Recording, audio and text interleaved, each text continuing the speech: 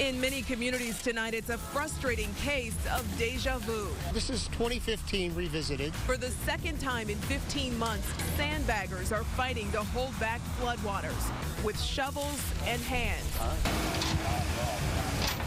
And heavy trucks, with armies of volunteers coming to help from across the region and even the country. Florida, Illinois. I'm from Florida, Sarasota, Florida. The fight against the flood of 2017. Live team coverage starts now. Live from KMOV, this is News 4 at 6. The flooding has already taken one life, and at this hour, people continue efforts to save their homes and businesses. This is the second time since late 2015 communities have been overtaken by rising rivers. News 4 is watching out for your safety tonight. Our crews are in the air and on the ground from Valley Park to Eureka to South St. Louis County, bringing you the very latest as we get it. Right now, let's take you up to Sky Zoom 4, tracking a developing situation. The Meramec River is rising faster than first expected. That means MoDOT will have to shut down I-44 within the next hour. That closure will take place between I-270 and Route 100 in Franklin County. That's a 25-mile stretch. News 4's Ray Preston is live in Valley Park with a closer look at how an alternate route may become overwhelmed by traffic.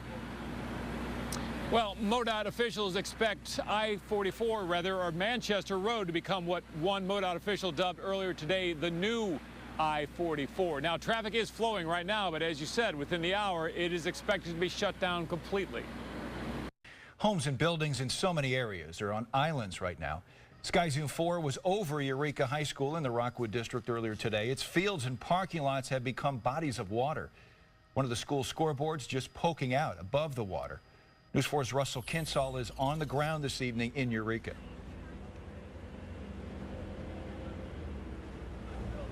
By now, they may have filled as many as 150,000 sandbags. But take a look behind me. The pace has not let up as they not only fill sandbags and build walls, but also reinforce those sandbag walls, trying to protect homes and businesses in the Old Town Eureka area. Some of the volunteers in the crowd here came from as far away as Florida and Pennsylvania to help. Scooping and stacking are tasks that have been repeated thousands of times in Eureka. But some of the volunteers came here with no intention of filling sandbags. Yeah, our job changed. Instead of building, we're sandbagging. Mark Schwab is one of the volunteers with the Church of the Brethren's disaster relief team. They've come from all across the country to Eureka to help. But they initially came here this week to work on houses damaged by the 2015 flood. We had been working with Salvation Army to get in there and help those folks get some rebuild done and get into their homes, and then this came up and they needed us here, so we're here to do whatever needs done. The volunteers are experienced in all types of disaster relief and were more than glad to help in any way. Eureka officials are hoping all the work of making and stacking sandbags will do the job. I think we're going to be able to help protect these people's properties and businesses. I think a couple days of preparation work is going to save us months and months of recovery time. A lot of people of all different ages coming out here to fill these bags. This is what it looks like. It's a thin bag, and this is what they're putting the sand in. The hope is that enough of these bags will stop the water from getting through. Now, about those mandatory evacuations, those who got the notices have to be out by noon tomorrow, and that's when the National Guard will be setting up in both the entrances of Valley Park. They're not letting anyone in or out, of course, because they don't want any looting to happen. Let's go continue our team coverage with Zotos, who is talking more about those evacuations. Alexis. Lauren, we're right in front of the levee here in Valley Park. So just behind me, that's the levee that's been shored up with boards and extra sandbags. On the other side of it are the rushing waters of the Meramec River. I'm in the Forewarned Storm Center with Chief Meteorologist Steve Templeton. Steve, all eyes obviously right now are on the Meramec. And as you showed me just a few minutes ago, the bad news is more rain is on the way. More rain later this week, that's right. Right now, though, it's the river that's rising we'll focus on, and I'll take you through the freshest numbers in the update.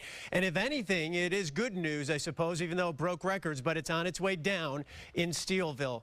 It is a record crest, beating the old record by a foot, the old record from 1998. Here's the Meramec in Sullivan, also a record 3 feet above the record from 1915. So that is a #1 crest on record. Now let me take you to Pacific. It will be a number 3 crest on record at this particular forecasted crest. These numbers can change. In fact, tonight on News 4 at 10, I'll have the latest update for you. But right now in Pacific, at a foot below the record from 2015. Route 66 should shut down tonight, though.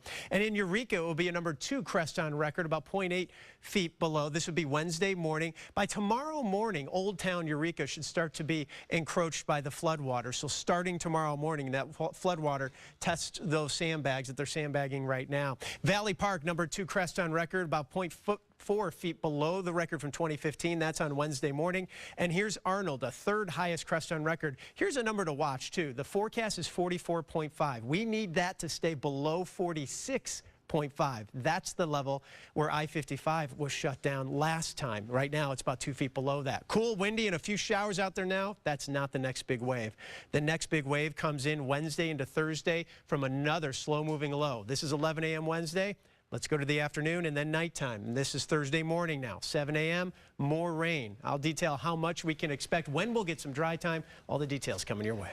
All right, Steve, Sky Zoom 4 continues to comb the area around the Meramec. Our Mark Griffin has been giving us a first-hand account all day long. Mark?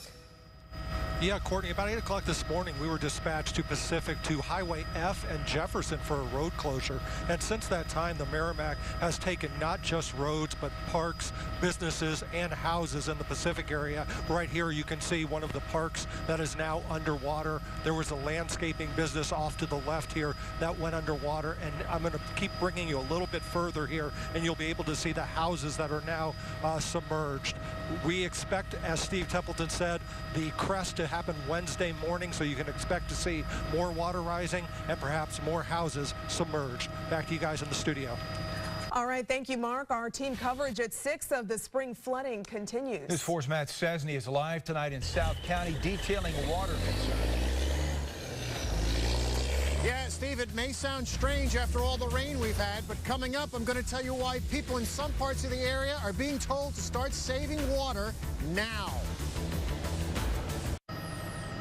All eyes this morning on the rising Meramec River. We're doing everything that we can to save lives and protect property.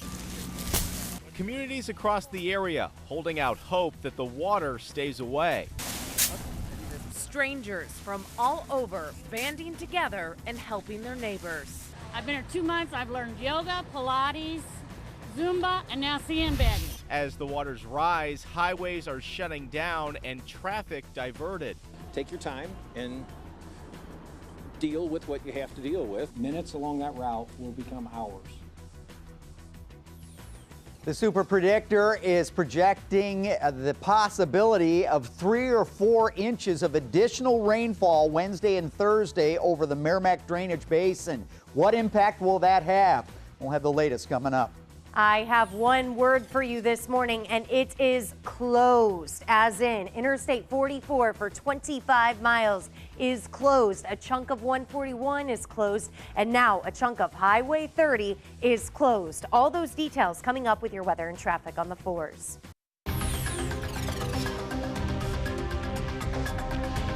A lot to get to today. Thank you so much for joining us on News 4 this morning and starting your Tuesday with us. I'm Corey Stark. And I'm Emily Pritchard. Dangerous floodwaters are threatening many area communities this morning. And that is why we have team coverage of Spring Flood 2017 all across the News 4 viewing area. Right now, Interstate 44 is shut down, and our Paige Holsey is out monitoring the detours in West St. Louis County. Our Muga Odigwe is tracking the flood relief efforts in Eureka as people there rush to save downtown. But we begin with Justin Andrews live with the Bommarito Street Fleet. He's tracking the rising waters in Valley Park. And Justin, what's happening out there right now? Well, good morning, Corey. Wow, I think that's the best way to describe what we're seeing out here right now. These waters have come up, so has the sun, and it really shows you an idea of just how widespread these high waters really are. You can see, if we can look at that H again, before you could see the line going horizontal across that H. Now the water has come past that. We've really been keeping a close eye on that because that really measures how high these waters are. And meanwhile, I'm going to toss things over to our Muga Odigwe. She is live in Eureka. Muga, what are you seeing out there this morning?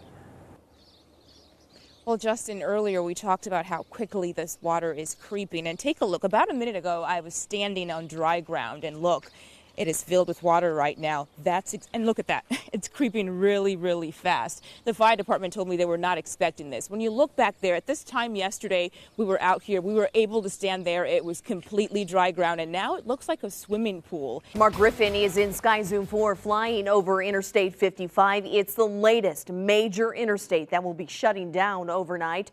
Now, we're also bringing you live team coverage this afternoon from Eureka. Our Courtney Bryant and Chief Meteorologist Steve Templeton both getting a first-hand look at the dangerous situation that is developing there. Courtney and Steve, what's the latest? Claire, a lot of homes and businesses are at stake here in Eureka, especially here along South Central Avenue. A lot fewer volunteers are here now, Steve, than were here when we first arrived, as officials are saying sandbagging efforts they've had so many volunteers come out and fill 200,000 sandbags already. They don't need any more volunteers to come out. Now it's really a waiting game, and Steve, it's looking like the flooding really is approaching those 2015 flood levels. In fact, the update today, Courtney, is that we expect it to break the record here in Eureka. What we really need is those sandbags to hold. So far, so good. It will happen tonight here in Eureka, breaking a record from 16 months ago that I think most people thought this is never going to happen again, not my generation, and yet here we are. Our Russell Kinsall has been on the ground all day covering the response from emergency workers and agencies who are here responding to this. Russell? Well, as that sandbagging effort winds down, now the focus is on these sandbag walls. And over here, they've been busy the last 30 minutes reinforcing that wall. There have been leaks at 3 different businesses, so they're trying to reinforce those sandbag walls. The water behind me, 4.5 feet deep, and the water level is still rising. You know, the Governor Eric Greitens, was here in Eureka yesterday helping fill sandbags. Today, another statewide elected leader came here to help. The 3-day sandbag filling operation in Eureka has been a nonstop flurry of activity. Slightly northeast of Valley Park, that is where people are really hoping for the best outcome, but unfortunately, they are preparing for the worst. Many spent today moving to higher ground. News 4's Lauren Posen live tonight with a look at how things are going there. Lauren? Well, Claire, let me show you what's happening here. We're at Highland and Forest. In Valley Park, as the name suggests, there's a lot of valleys, right? So check it out. Here, these homes are okay. They didn't have to sandbag, at least yet. But look right over here. I mean, just a house down. Totally different story. This water, we've been here most of the afternoon, keeps encroaching up on us here. And that gray house, well, the bottom is nearly submerged.